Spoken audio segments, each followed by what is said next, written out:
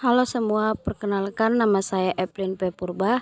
Saya mahasiswa dari Stika Santa Elizabeth Medan. Di sini saya akan melakukan penyuluhan tentang gizi pada pemberian ASI. Nah, untuk pengertiannya dulu ya. Pengertian dari gizi pada ibu menyusui yaitu suatu unsur yang terdapat di dalam makanan yang dikonsumsi secara normal dan berguna untuk aktivitas, metabolisme, dan cadangan di dalam tubuh selama masa nifasi ibu. Ya, itu untuk pengertiannya dulu.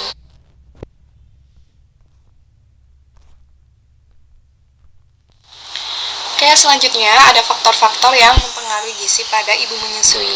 Nah, yang pertama itu adanya faktor makanan, erat hubungannya itu dengan volume ASI yang diproduksi tiap harinya.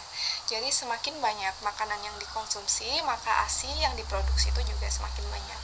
Untuk protein ya yang dianjurkan itu penambahannya sekitar 15 sampai 20 gram per harinya. Dan suplementasi ini juga dibutuhkan ya untuk menambah gizi si ibu, dan hal ini juga yang terakhir berkaitan dengan aktivitas si ibu. Semakin banyak aktivitasnya maka juga dibutuhkan makanan yang semakin banyak pula.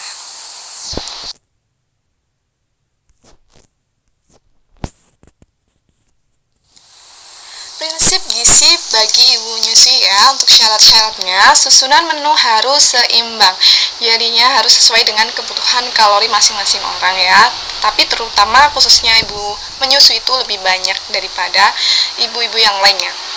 Yang kedua, anjurkan minum 8-12 gelas per harinya. Dan hindari makan yang berbanyak mengandung bumbu, terlalu panas ataupun dingin ya.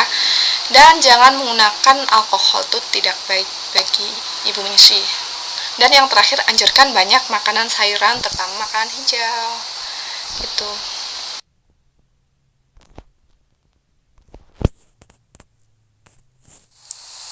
Bahan makanan yang dianjurkan untuk ibu menyusui ya, jumlah dan mutunya itu harus lebih banyak daripada saat kehamilan ataupun mengandung TKTP. Apa itu TKTP?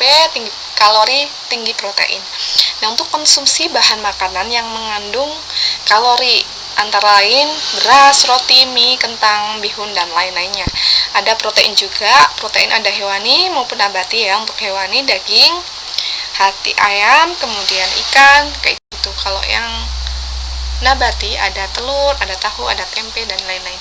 Nah, untuk vitamin dan mineral yang dapat meningkatkan produksi ASI yaitu sayuran yang berwarna hijau ataupun kuning, buah-buahan yang dagingnya itu juga berwarna merah ataupun kekuningan, misalnya saja ada bayam, daun singkong, kemudian daun katuk, lam toro, nah jagung tanpa kulit, pepaya, pisang, jeruk, jambu air, mangga, dan lain-lain ya.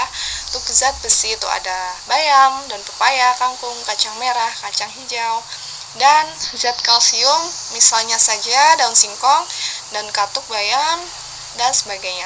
Dan jangan lupa untuk banyak minum air putih ya, untuk memperbanyak produksi ASI-nya gitu.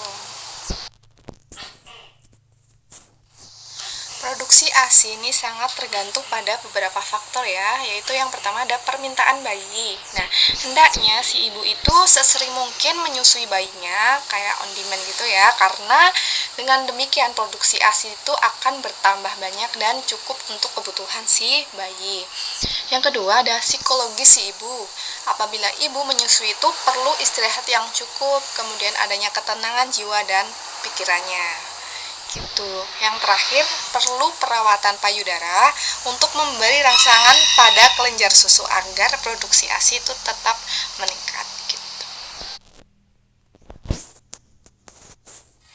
Dan selanjutnya ada sumber gizi ibu menyusui ya. Yang pertama ada sumber tenaga ataupun energi ya, digunakan untuk pembakaran, pembentukan jaringan baru, dan penghematan protein.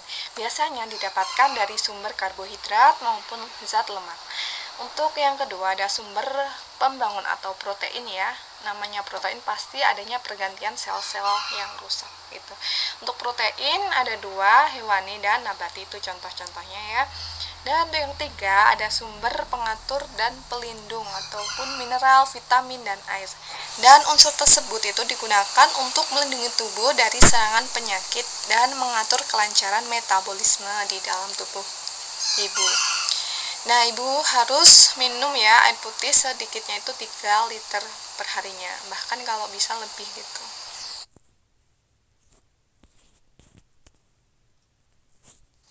Oke, selanjutnya ada kebutuhan gizi pada ibu menyusui ya. Makanan yang dikonsumsi itu berguna untuk sebagai penopang aktivitas, kemudian adanya metabolisme dan cadangan dalam tubuh, kemudian memproduksi ASI dan pengembalian alat-alat kandungan seperti keadaan sebelum hamil gitu. Anjuran dan pantangan bagi ibu menyusui ya. Untuk kebutuhan kalori ibu menyusui sekitar 2.800-an ya. Dan ini beberapa anjurannya dan pantangannya. Yang anjurannya kayak tadi, perbanyak minum. Nah, itu perbanyak makan buah sayur. Dan mengonsumsi zat besi jangan lupa. Kalau pantangannya, jauhi makanan yang berkalori rendah. Jauhi rokok, alkohol, juga kafein ya. Dan apabila bayi mengalami alergi, itu periksa makanan yang telah dikonsumsi si ibu.